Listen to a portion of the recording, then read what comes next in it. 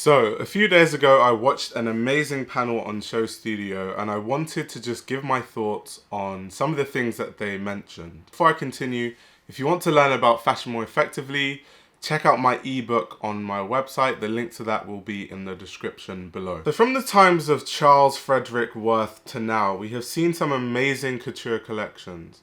Haute Couture was the height of fashion, with a legendary group of couturiers designing clothes that became the ultimate export for France to show its fashion dominance. And it's crazy how Haute Couture has kind of gone from those associations to now, where big fashion conglomerates and companies just look at Haute Couture as a loss leader that helps a brand keep its prestige, and then it can then use this prestige to sell things like the lipstick and the other cosmetics and the perfumes and the bags and the belts.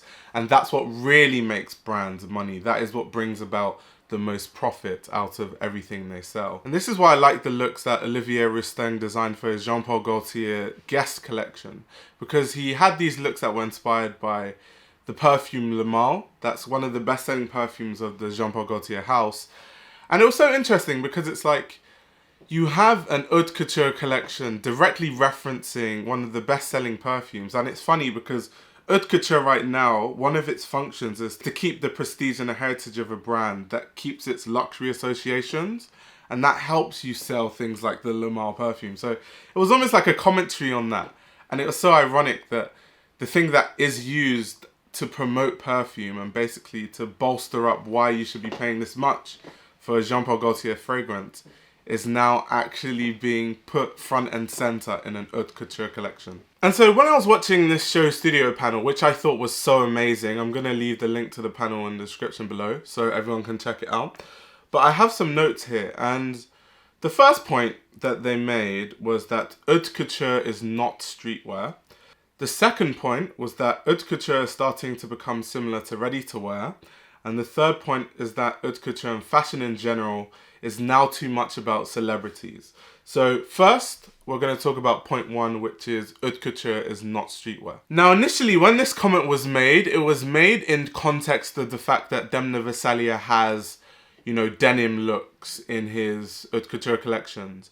And I remember someone, I can't remember who, but someone in the panel alluded to the fact that, if Cristobal Balenciaga was alive, he would be turning in his grave at what has become of his couture house and all that sort of stuff. And now the funny thing is, I actually prefer this to when Demna is rehashing old Cristobal Balenciaga looks, because I actually find that quite boring. Like, there's so many books on Cristobal Balenciaga's work, so many images online, and I've read so much about Cristobal Balenciaga's work at this point that when I see just plain rehashes of his work over and over and over and over again, it becomes a bit boring, and it's like, okay, how do you modernize it? Like, surely there's a way that you can recontextualize it for the modern day. And I think that's something that Demna does well. So his latest couture collection for Balenciaga, it had the odd elements where he was just rehashing old Cristobal Balenciaga's work, but then he also recontextualized a lot of Balenciaga's work into the modern day, which is the part and the aspect of Demna Gvasalia's work at Balenciaga that I really like. Because when you think about it, Cristobal Balenciaga was an innovator, and it's why Christian Dior called him the master of us all. There are many times when Christian Dior's work mirrored what Cristobal Balenciaga had done a few years prior. In Balenciaga's time, women didn't even wear denim in the way that they do now. And between the late 1800s and the early 1900s, women were just about being introduced into adding denim into their everyday wardrobe. So of course, Cristobal Balenciaga wasn't out here designing denim looks, because when you think contextually, the context of denim, it was still seen as a men's fabric and a very workwear thing. It was not seen as something that was very feminine to wear or that a lot of women should wear. So I think now, actually, putting denim in an Haute Couture Balenciaga collection is so now. It's so of today's present moment, where everyone wears denim. Every type of woman wears denim. Every type of man wears denim. I think it's the most now thing. And I've always enjoyed what Demna is doing when he takes fabrics and clothing items that are modern interpretations of a Balenciaga customer's wardrobe now. It's quite similar to what Cristobal Balenciaga did in his time as well. It's just that then, what customers wanted was completely different. And between Cristobal Balenciaga's time, or the modern era of Balenciaga, what hasn't changed is that the Haute Couture collections still possess an extremely high level of craftsmanship and attention to detail when making the garment. And generally, when I think of Haute Couture collections, I think it's less so about rules, about the fact that you have to make an extravagant dress, and more about the fact that Haute Couture has always been about the craftsmanship. It's been about, you know, people putting hours and hours hand sewing stuff, especially now when machines are used to make a lot of things and everything is made so fast.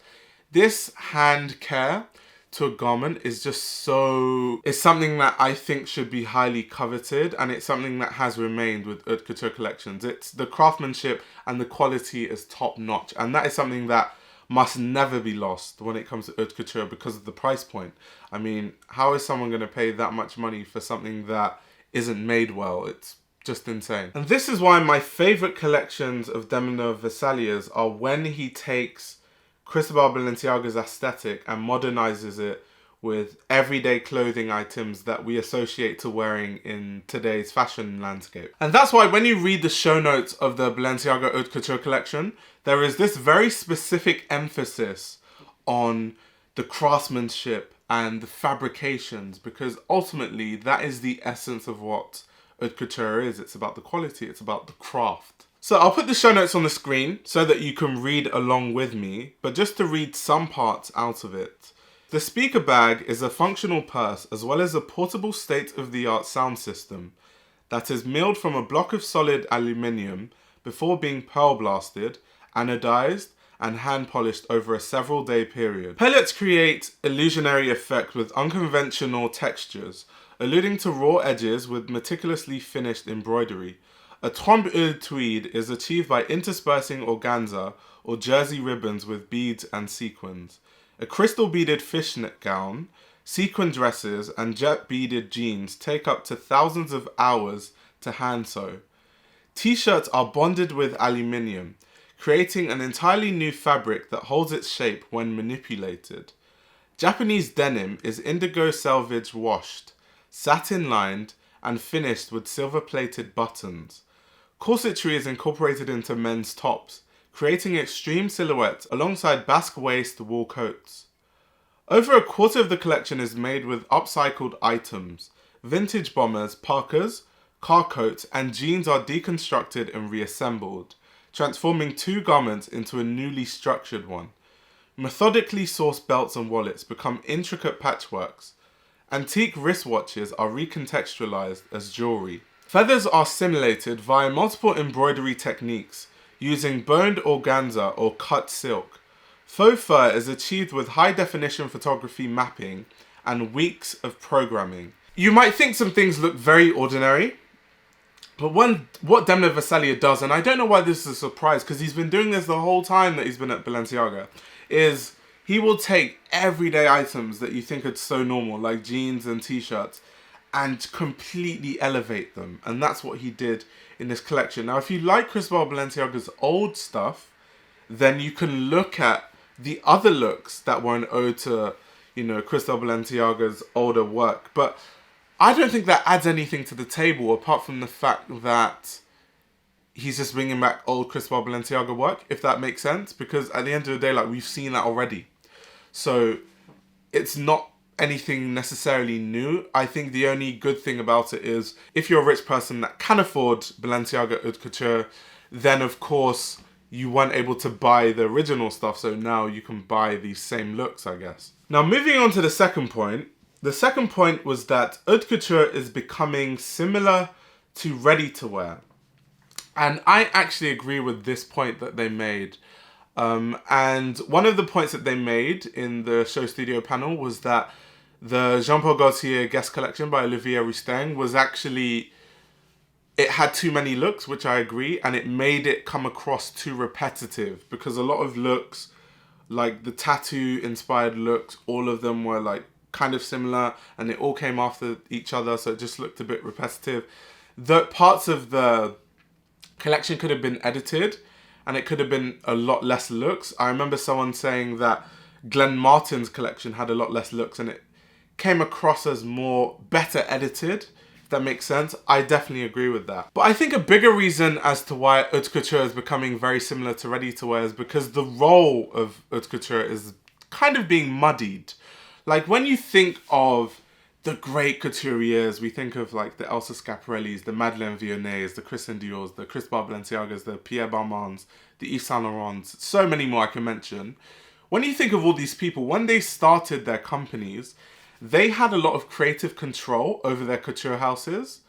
And so when you have someone that is artistic in nature and the designer themselves also kind of making the business decisions, obviously there are other people that helped, like in the case of Yves Saint Laurent, you have people like Pierre Berger, but in general, they had a big creative control and business control of their companies. And so therefore, they had more creative freedom and they would take more creative risks because their end goal wasn't necessarily to like make as much money as possible. Their goal was to show their design skill, and they were competing with other couturiers to show like who was the most masterful of all the couturiers in a way. And so that was the reasoning for them wanting to design those clothes. And of course they wanted to dress high society and royalty at the time. Nowadays, we have taken companies that were owned by designers themselves who were the creative minds to taking these brands like Balenciaga and Dior and Schiaparelli out of the realm of just creativity and now into the realm of like shareholders and big business and big conglomerates. And so the reasoning for why these things exist becomes completely different. Like why an LVMH or why a Kering or any other big conglomerate, why they want to own a fashion houses to make money. And so it becomes less about the art and the craft of the haute couture collection. It becomes about how can we use this as a springboard to sell more perfumes and bags and accessories. And that's why over time, haute couture collections have become more commercial in nature compared to like older haute couture collections.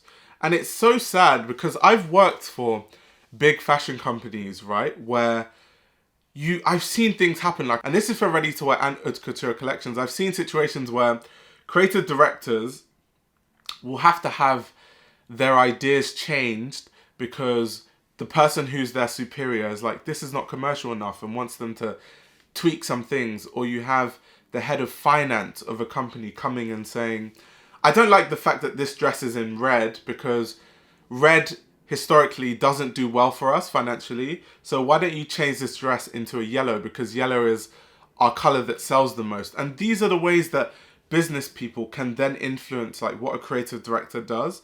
And so therefore, the outcome of a collection might not actually be the outcome that the creative director had in mind. And so because now there is more of a business influence and a business end goal compared to when the actual originators of these brands were making these clothes, that's why ready-to-wear and haute couture is really, sometimes it's actually hard to tell what the difference is, other than like obviously the fabrication, the fact that the haute couture pieces are handmade and they're made to measure.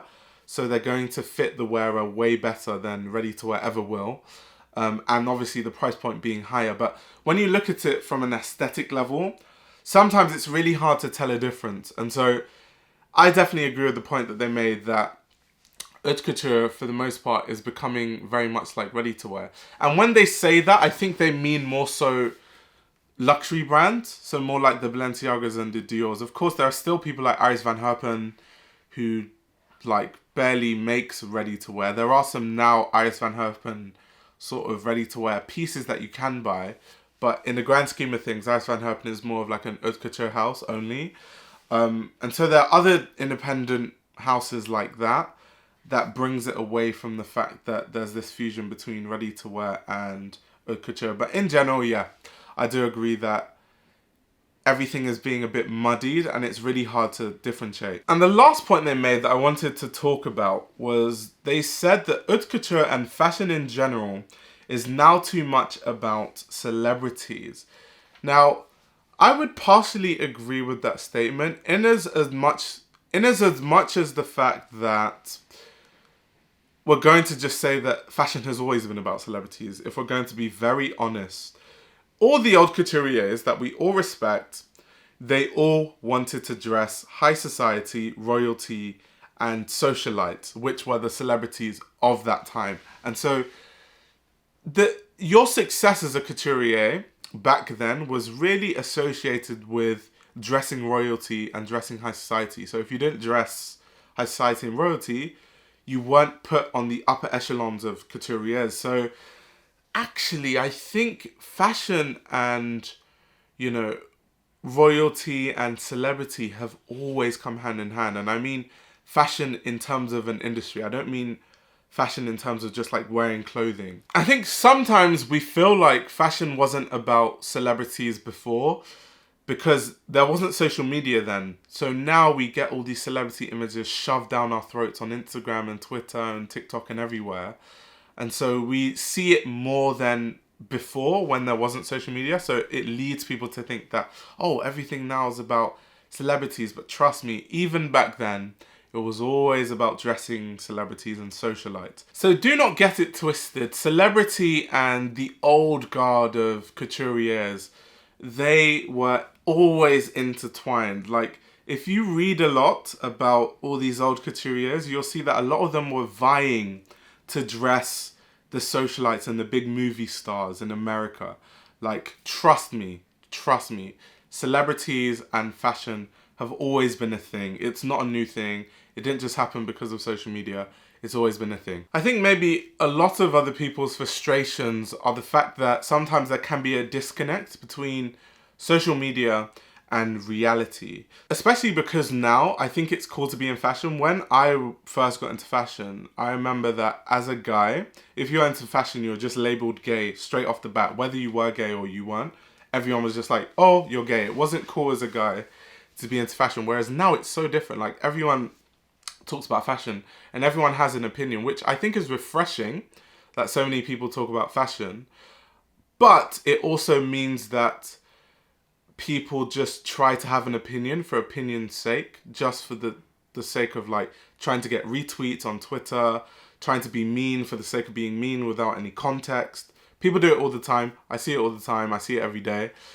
And it just reminds me of, you know, that book by Walter Benjamin, The Work of Art in the Age of Mechanical Reproduction. For people that have read that book, it's same thing in fashion, because everyone wears clothes and everyone participates in the industry that is fashion. A lot of people then think that they know everything about fashion because they participate in it. It's the same thing that Walter Benjamin was talking about in the case of photography, because, you know, people have camera phones. Not everyone thinks they're a good photographer. And so it breeds a very toxic, it's not giving sort of culture in fashion. And a good example I saw of this was on social media.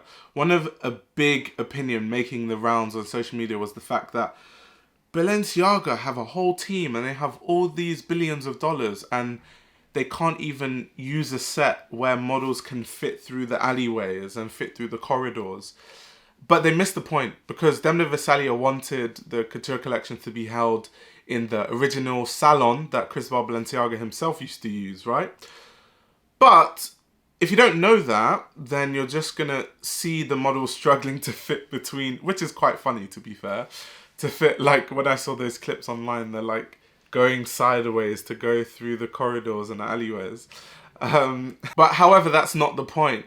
The whole point of it is that they're trying to hold on to the heritage of it being in a salon at the expense of, okay, there might be a difficulty with the volume of these dresses, models going through. And so it's like weighing up the opportunity cost. That's what it was. But then you have people that just want to have an opinion on social media so bad and just be bitchy for the sake of being bitchy. They're just like, imagine these guys have all these billions. Like, I can't imagine if someone gave me 1 million, I could create a better show than this. It's just like, yeah, but that's not the point. And so all in all, I say all of this to say that I don't think that social media and the new modes of media have actually been what killed haute couture. I think what killed haute couture is more, and it's not like haute couture is like dead. I think what has just made it more commercial is the over-commercialization of fashion. And that is down to people like Bernard Arnault. It's by these conglomerates like LVMH and Kering. If there's a book called How Luxury Lost Its Luster, and I'll leave a link to that in the description below. Really good book. It talks about how fashion progressed from, you know, being owned by all these couturiers who cared about the art to these big business people buying up all these brands and seeing it as like a business opportunity. That's what the book talks about. Obviously in more detail, I'm summarizing. But it's such a good book that talks about the transition of fashion. Because I think that, more than anything, has led to why haute couture is very, very commercial. But I think some designers, you know, Daniel Roseberry at Schiaparelli, I like what Daniel Roseberry is doing. I definitely think that there are more ways to talk about Schiaparelli than surrealism. But for now, I do like what Daniel Roseberry is doing. I like the guest collections at Jean Paul Gaultier. I think it's interesting to see different designers get a chance to design haute couture collections. So there are many interesting things about haute couture, but generally it is more commercial than it used to be. And I personally don't think that has anything to do with social media, more so than the new business model of fashion. But yeah, on that note, comment down below your thoughts. Do you think social media has killed haute couture, and what do you think is the future of fashion? And I'll be back with another video very soon. And before I go, actually, because I know, you know, the fashion elitists are going to come and say their comments like, how is this guy talking about haute couture collections and he's wearing like a Nike vest? It's blazing, it's blistering hot. It's literally like 40 degrees Celsius in England. So I am not wearing anything right now. It's too hot for that. So yeah.